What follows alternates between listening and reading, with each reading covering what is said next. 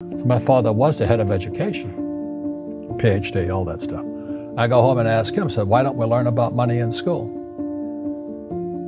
And he looked at me and says, because the government doesn't let us teach that subject. The government tells us what we can teach and what we can't teach. And I thought that was strange. And I said, but aren't we going to school to learn about money? He says, no, your job is to get a job. I said, but you get a job to earn money. He goes, no, you're supposed to just get a job. I went, no. Isn't the purpose of a job to earn money? He goes, you're correct. I said, so why don't I just learn about money?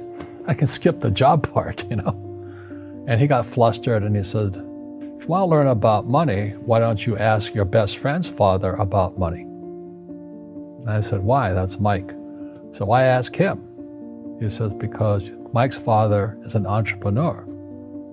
And I said, what are you? He says, I'm an employee. I'm a government employee.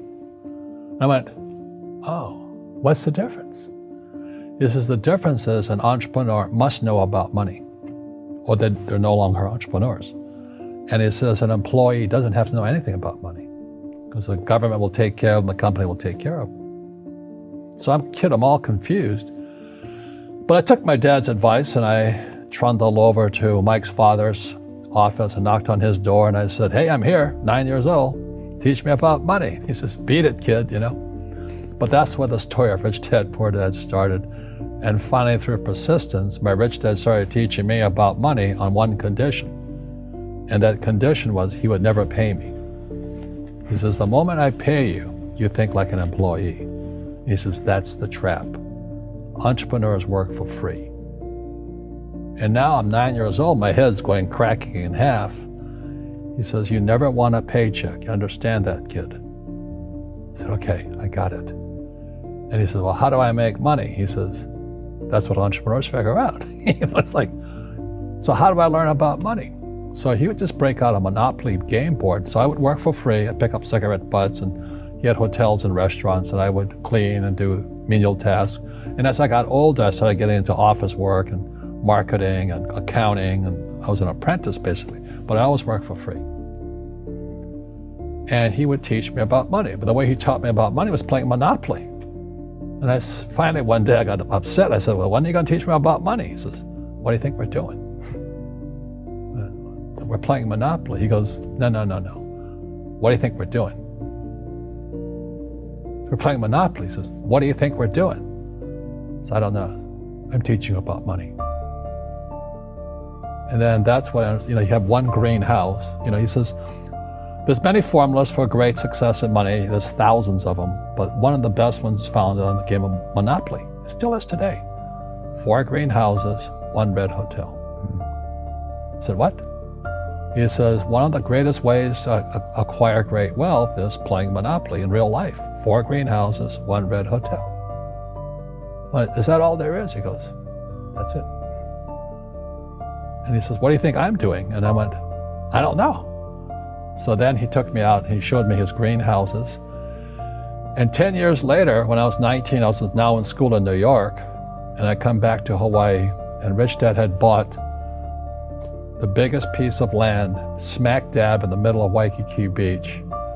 And when you go to Waikiki Beach today, you'll see the Hyatt Regency Hotel. That was his hotel. Just like the game of Monopoly. Just like the game of Monopoly. Acquired assets and they became bigger assets. He just kept what's called an assemblage, because that property wasn't that big at the time. So he had to buy out all the small guys. Because Waikiki was a little dirt water little town. So he'd buy out this shop owner and buy that shop owner. And it took him a while, but he finally assembled this large piece of property. And then he and Hyatt put up this giant hotel. It just sold for $800 million. So that's how I learned about money. I've had financial crashes. I've had people stab me in the back, but they're all good because I grow from it. That's spirituality. Right. People who are afraid of making mistakes, like they teach in school, they don't ever grow. Because spirituality is there's good and there's bad. There's right and there's wrong. There's up and there's down. Most people only want to be right. They only want to be positive. Well, you can't have that. That's not reality. Well, I wasn't poor by most people's standards, but I came from a family with a poor attitude, if you know what I mean. Because rich, poor, middle class, poverty starts with a fundamental attitude. Poverty is passed on. It's taught in your families. And middle class is taught in families. And so the people right now who are sitting at home, who are struggling financially or worried about money or unhappy, they may be making a lot of money, but unhappy with what they're doing, it was probably taught to you. You know, your superego was taught, get a job, work hard, or you'll never be rich, or the rich are evil, or whatever. The school system will never teach you about money. The school system was designed to teach you to be an employee, which is important, or a doctor or a lawyer, a specialist, but never about money. And what most people lack is real business knowledge, like accounting, you know, like debt, like taxes. You got to know that stuff, but they don't teach it in school to anybody.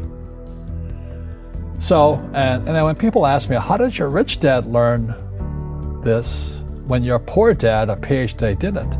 And the answer is very simply, my rich dad, who's my best friend's father, his father died when he was 13.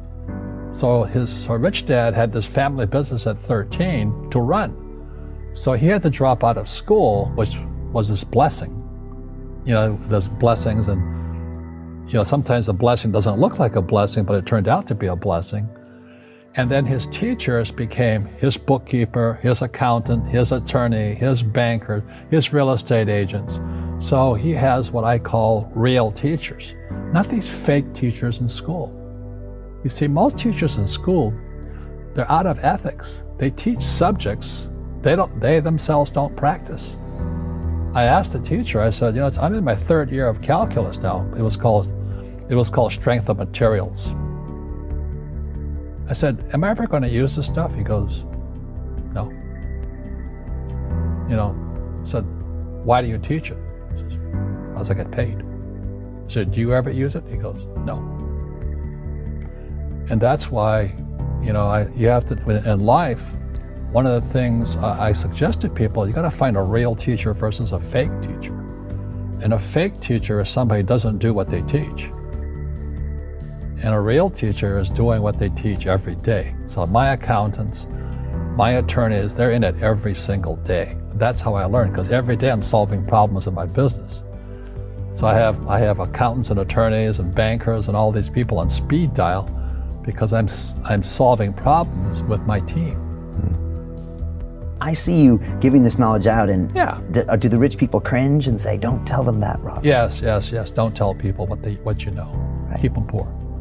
But, you know, unfortunately, the poor, as was in the Bible, I'm not real religious, the poor will always be amongst us because it starts up here. Right, it's that fear mentality. It's in their words, you know, and the words become flesh. Again, I'm not really religious. I flunked out of Sunday school also. But when they say I can't afford it or I can't do that, they go down. They become what they say. My PhD dad, he says, what do you think I am, made of money? I can't afford that. And my rich dad would say, that's why he's poor. Poor people say, I can't afford it, I can't do that, I don't have time. Because it's an escape. It's an escape, you know what I mean? It's easy to say, I can't afford it. And your rich dad used to say what instead of, I can't afford it? How can I afford it? How can I do that? You know, what would it take, or why should I do that? He says that a question opens the mind, a statement closes the mind. See, when you say, I can't afford it, your mind shuts down, and you become what you say. Rugby is a team sport, but so is soccer. The rules are different. And other people are golfers. They play by themselves. And so everybody's different. So my game financially is business, number one. Second is real estate. So what I say to young people is, you find your game. 抖音、